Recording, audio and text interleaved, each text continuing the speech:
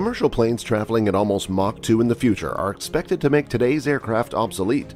But will the technological problems of supersonic flying be able to keep up with its ambitious goals? It has been almost 20 years since the Concorde was pulled out of service, putting an end to commercial supersonic flight for those who could afford it. But out in Colorado, a new company called Boom Technology has just raised $160 million in order to fund the development of a competitor that promises to be less expensive, more comfortable, and able to cover a wider range of routes. Hey guys, welcome back to Building the Future. In today's video, we are going to talk about an inside look at the frenetic competition to bring about the next generation of supersonic jets.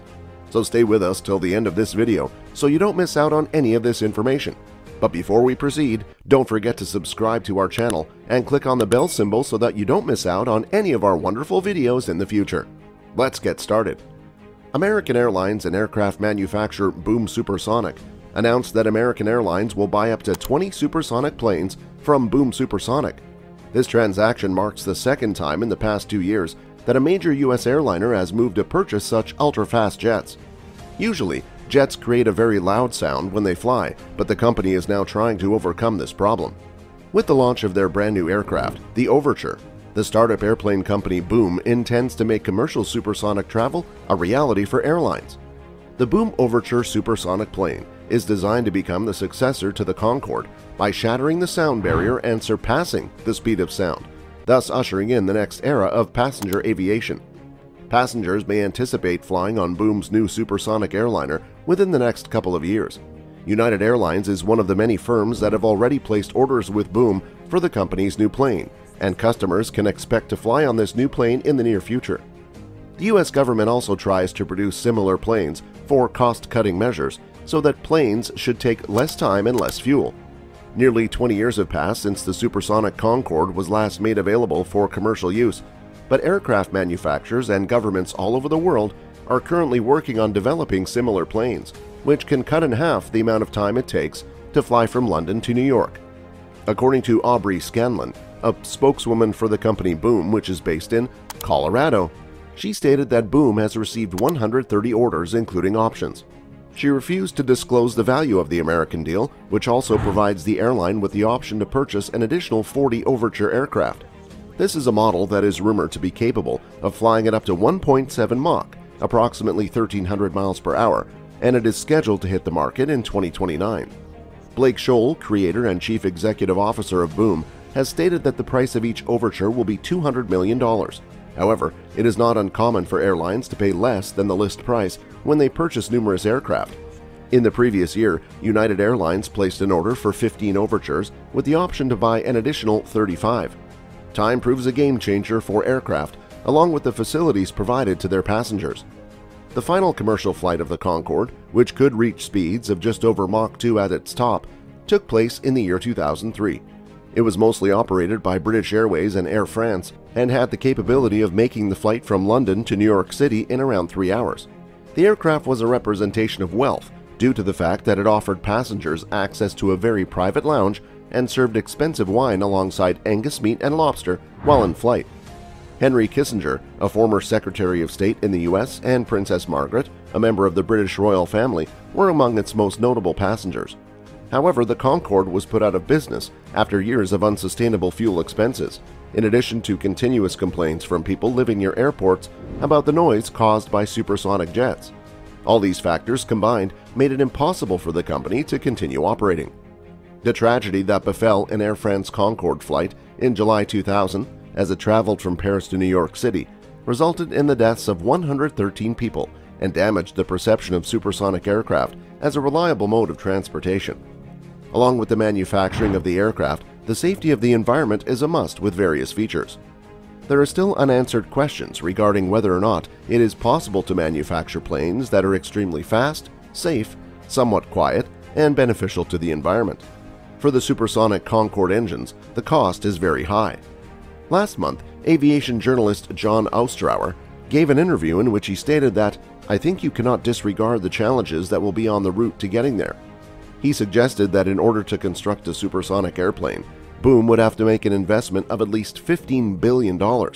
In response to Ostrauer's estimate of how much it would cost to construct the Overture, Boom stated that it could do so for approximately half of that amount. Concorde engines are more feasible for supersonic jets. According to Scanlon, who is the spokeswoman for Boom, the firm worked along with the British industrial behemoth Rolls-Royce to produce a design for an engine that will power the Overture. Rolls-Royce was also involved in the development of the engines that powered the Concorde. According to Boom, the Overtures will be less cumbersome and more economical with fuel than the Concorde, and improved software will make it possible for the new planes to have a more streamlined profile. Concorde engines are more feasible for supersonic jets. Due to the fact that supersonic aircraft require narrow aerodynamic engines, which can be somewhat loud, maintaining a low level of noise could continue to be a challenge. Because of the Concorde's loud engine, the aircraft could only operate over water, which limited the number of itineraries that were available to passengers. Fuel is the main component in aircraft fuel and depends upon the capacity of the engine. It's possible that the price of sustainable aviation fuel, which is made from organic materials, is another obstacle in the way. Scholl has guaranteed that the Overture will only ever use environmentally friendly gasoline, which is anywhere from 2 to 5 times more expensive than conventional fuel. When compared with subsonic aircraft, supersonic jets have the potential to use 7 to 9 times the amount of fuel. The game-changing Boom innovation started modestly. Carbon fiber will be strained after baking to shatter it. The company was in the process of curing its first full-scale stress testing part for the XB-1 demonstrator, which involved a hot air blower and a roughshod hand-built oven consisting of blocks of foam cut to measure, wrapped in aluminum foil and assembled in a box. However, Boom's game-changing technology, has humble beginnings. After the carbon fiber component had been properly baked, it will be subjected to stress testing with the intention of breaking it. This will ensure that Boom has the design correct in terms of the maximum load tolerances that it can withstand. If the simulated predictions are accurate, they will be put into production and used in the XB-1 during its first test flight, which is scheduled to take place the following year. The Boom has a lofty objective and must overcome several challenges, including getting a flyable plane. The company seems to have all the ingredients necessary to make magic happen, including a recent funding round in which Scholl says they have all the funds they need to begin flying the XB-1 demonstrator. While Boom has set a high target for itself and still faces a number of hurdles, the least of which is getting a working plane in the air. In which place do you want to see supersonic? Naturally, Boom is not going to hang around and wait till that time comes. Back in the hangar, Scholl is talking about the XB-1, which is not just a highly instrumented, exceedingly sleek assemblage of carbon fiber, but also a crucial proof of concept. There are only 2 places on the entire planet where it is possible to see a civil supersonic airplane in action. There are 2 locations, one of which is a museum, and the other is right here. Conclusion? In addition, clients have already started calling, and the company has been in discussion with a variety of other airlines.